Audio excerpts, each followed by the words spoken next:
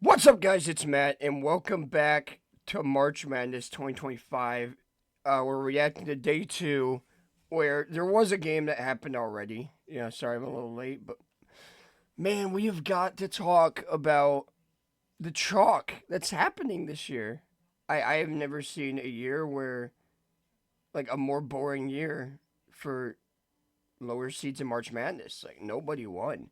The highest seeds we have is two 12 seeds, and I would say those are probably the most common upsets, but man, there's nothing else. There's like no 13s, no 14s. And for the most part, most of these games were just blowouts at the start, like 16-point leads, and they could never come back. So, what do we do when in the first 4 minutes you're down 17 points? I like just it's kind of crazy how we haven't had a year like this, but yeah, I don't know. It's not looking good for upsets. We'll see. The second round should be better, but let's react to day two, of course. But I just had to get that out of the way. All right, so we got Ole Miss and North Carolina, and again, this just started with a blowout. I feel like North Carolina was definitely overrated. They shouldn't have made the tournament, and then they beat that team by like 35 points, and everybody's like, "Oh my gosh, wait, they could make a run," and it overshadowed what Ole Miss has done, and they made them pay for it. They're like, oh, you scored 35 points against San Diego State. Well, guess what? We're also here, and I feel like everybody just picked North Carolina for that reason. But yeah, Ole Miss is here to stay, and they got Iowa State next round, who blew out Lipscomb. I mean, you want to talk about like a 3-14 upsets? These weren't close. UNC Wilmington has so far been the closest anyone's had a chance to. So again, just kind of, it's kind of again showing that that was a good pick. But anyways, no need for me to reiterate. Iowa State moves on. There's not much to talk about. Lipscomb. I mean, it's just a blowout. It's just like Wisconsin. What do you want me to say? Um, All right, next round we got New Mexico versus Michigan State. New Mexico really surprised me. I have not seen them in like a March Madness in a while. Maybe it was last year. I don't remember last year a lot. You know, if they did make it, but the fact that I haven't seen New Mexico here in a while. I have like no recollection. So the fact that they beat Marquette, a team that is very known to make March Madness, is really impressive. So good for New Mexico, and yeah, good. Just yeah, good for the Lobos. Can't wait to see if they can get an upset next round. But we got Michigan State versus Bryant. This game was close for like I want to say a half and a couple more minutes after that, and then Michigan State just blew them out, and the game was over. They pulled away. They beat them by 25 points. That's actually crazy. Like that game was really close for a while, and they just pulled away. That's great, man. You got Florida, who just scores 90 points to 100. We expected this, so good for Florida and good for Norfolk State for making it again.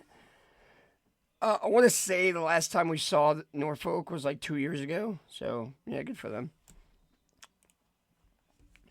And now we got UConn, who survives Oklahoma. This is what I'm talking about. This was a close game.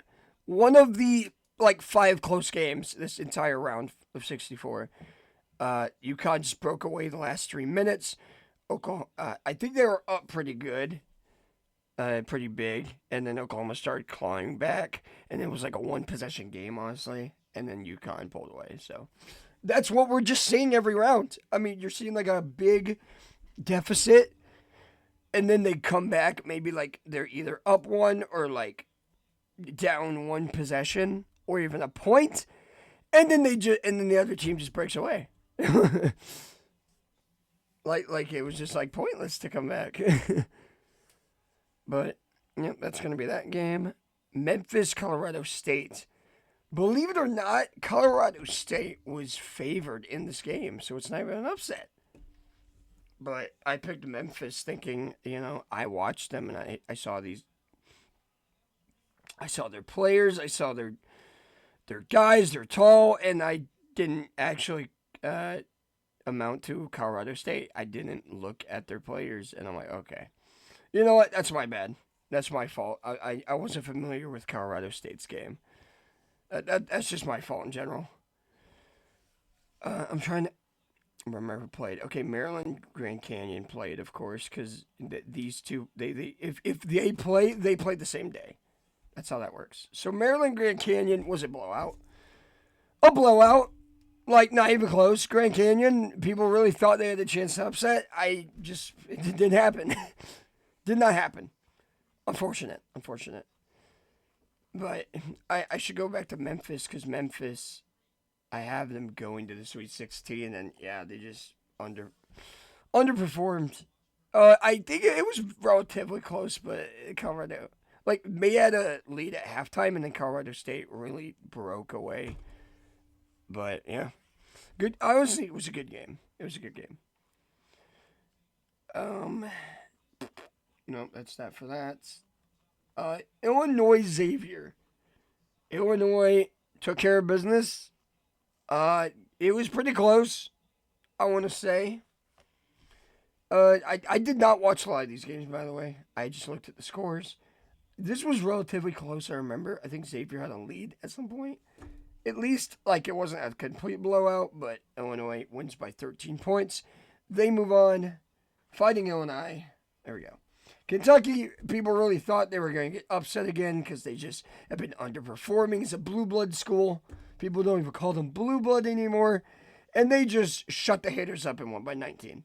It was not close. Troy, like, these 14 seeds, man, they were not good games. Besides Wilmington. That's that for that bracket. I had a perfect region, by the way. How about that? Perfect Midwest so far. And we'll discuss this game tomorrow. You got St. Mary. Nope. Wait. Yeah. St. Mary's Vanderbilt. This game was good. This was a good game. Close to last second. Vanderbilt led, St. Mary's led. A lot of lead changes, but ultimately St. Mary's comes away with the dub.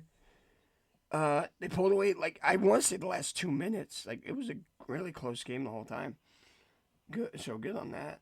Alabama, Robert Morris, man. What the hell was going on here? And I'm not going to lie, I thought this was... There were a lot of comments after this game about, like, the refs and how they let Alabama win. They kind of did. I'm not going to lie. Alabama kind of did not deserve to win this game. Alabama scares me for the round of 32. And good for Robert Morris for actually giving us a really good game. Up until, like, the last 5 minutes. Then Alabama just kind of ran away with it. Again, they come close and then they run away and it's over. And we got 4 more matches. Let's go with Duke St. Mary's. Duke, did you really think it was gonna happen? No, they blew them out at the start. I think it was like 24. It was like 25-4 at one point. Like, yeah, it was not close at all. Not close.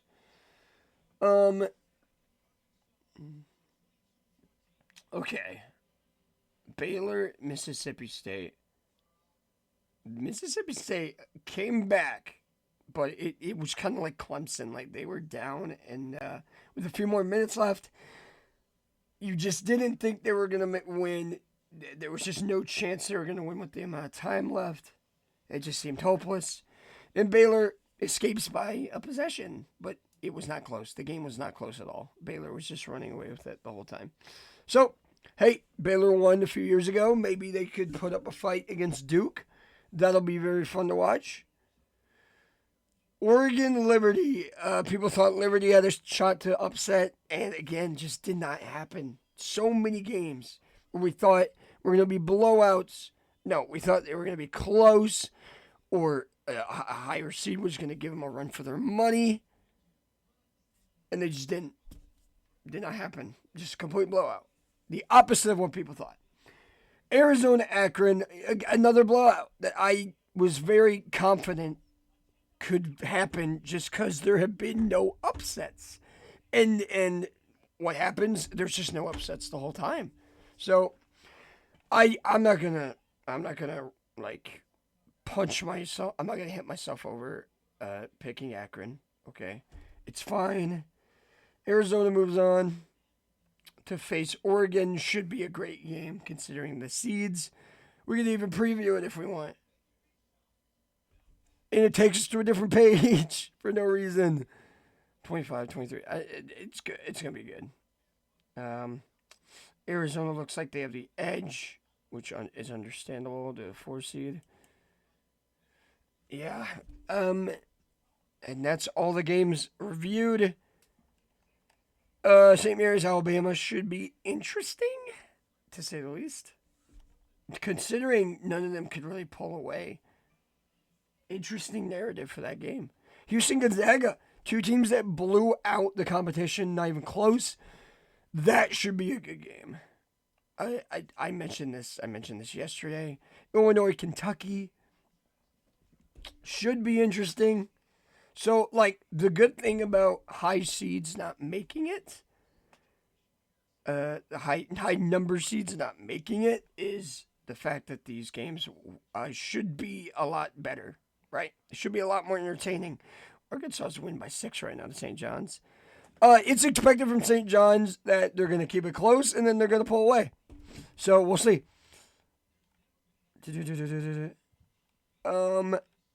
And that's all I got. New Mexico, hopefully can beat Michigan State. That would be a fun upset.